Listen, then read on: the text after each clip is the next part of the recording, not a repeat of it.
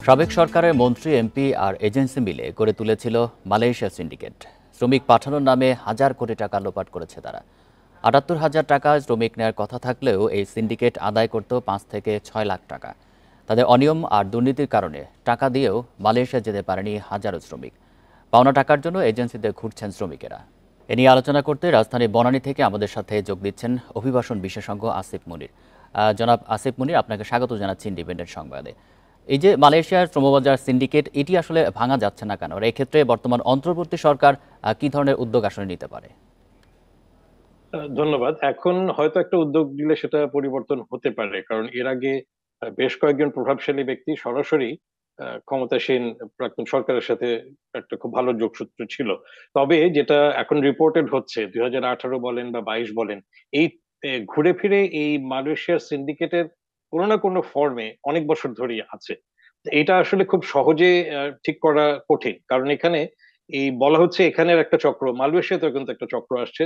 সাম্প্রতিককালে কিন্তু সেটি গণমাধ্যমে এসেছে যে প্রভাবশালী প্রবাসী বাংলাদেশিরাও এই চক্রের সাথে যুক্ত, এবং প্রভাবশালী এই যে প্রবাসী বাংলাদেশি, তাদের আবার বিশেষ করে মালয়েশিয়ার প্রভাবশালী ব্যক্তিদের সাথে, অর্থাৎ মালয়েশিয়ার নাগরিক বলেন, সরকারের মধ্যে বলেন, সেরকম সম্পর্কগুলো আছে।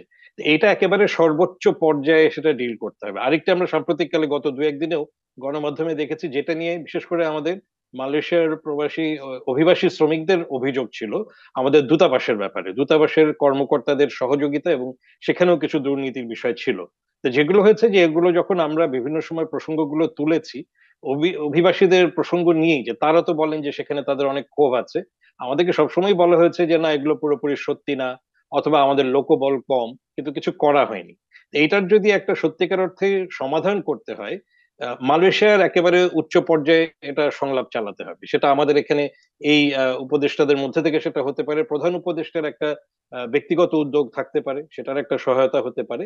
আর ধরেন ক্ষমতাধর মানুষরা কিন্তু আসলে বিভিন্ন রাজনৈতিক দলের সাথে তাদের সম্পর্ক থাকে, প্রভাবশালী ব্যক্তিদের সাথে সম্পর্ক থাকে। কাজেই এখন আওয়ামী লীগ সরকার নেই, এবং আওয়ামী লীগ সরকারের এমপিরা নেই যারা এই ব্যবসার সাথে ছিলেন, তাহলেই কিন্তু এটা ঠিক হয়ে যাবে না।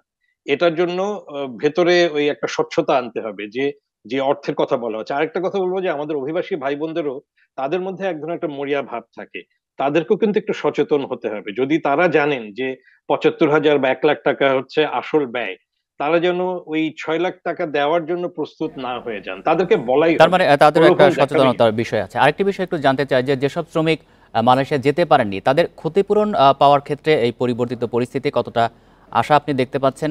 তারা এক একজন ৫ থেকে ৬ লাখ টাকা করে দিয়েছেন, কিন্তু তাদেরকে ফেরত দিতে চাওয়া হচ্ছে ৭৮,০০০ টাকা। হ্যাঁ, দেখেন এখানে এটা একটু কঠিন, মানে আমরা জানি আমাদের বিশেষ করে এ ব্যাপারে উপদেষ্টা বলেছেন, সংশ্লিষ্ট উপদেষ্টা বলেছেন, একটা সময়ও বেঁধে দিয়েছেন। কিন্তু এই যে টাকাটা ওরা দিয়েছেন এই চক্রের সাথে, বা আমরা যারা অভিবাসন ক্ষেত্রে কাজ করি আমরা জানি, টাকা কিন্তু অনেক হাতে যায়। কাজে এই যে ৬ লাখ টাকা, একজন ব্যক্তি ৬ লাখ টাকা কিন্তু, আর এটা বিভিন্ন ভাবে ভাগ হয়ে গেছে, এগুলো খরচ হয়ে গেছে, এগুলো যেটা আপনাদের রিপোর্টও কেউ কেউ বলেছেন যে মানি লন্ডারিং হয়ে বাইরে চলে গেছে এইটা। এবং এটার জন্য পুরোপুরি কিন্তু শুধুমাত্র রিক্রুটিং এজেন্সি দায়ী না, রিক্রুটিং এজেন্সি বাইরেও আছে, এবং একটু তদন্ত করা দরকার যে কোনো কোনো সরকারি কর্মকর্তারাও এটার সুবিধাভোগী আছেন কিনা, যারা এই মন্ত্রণালয় বা এই প্রক্রিয়ার সাথে যুক্ত। সেইটা তদন্ত করলে যদি কিছু উদ্ধার করা যায়, কিন্তু এটা খুব একটা সহজ প্রক্রিয়া হবে না। আমি খুব বেশি আশাবাদী না, তবে সরকার যদি চেষ্টা করে, এখানে বিশেষ করে wage and earner welfare board আছে, যেখানে কল্যাণের জন্য কিছু তহবিল আছে, তো মানবিক কারণে সেখান থেকে হয়তো এদেরকে একটা ক্ষতিপূরণের চেষ্টা সরকার করতে পারে, রিক্রুটিং কিছুটা এজেন্সির কাছ থেকে। ব্যবস্থা সেখানে করা যেতে পারে। আরেকটি বিষয় একটু আপনার কাছে জানতে চাই যে আর কখনো যেন শ্রমিকদের এভাবে হয়রানির শিকার হতে না হয়, স্থায়ীভাবে কি আসলে উদ্যোগ নেওয়া যেতে পারে?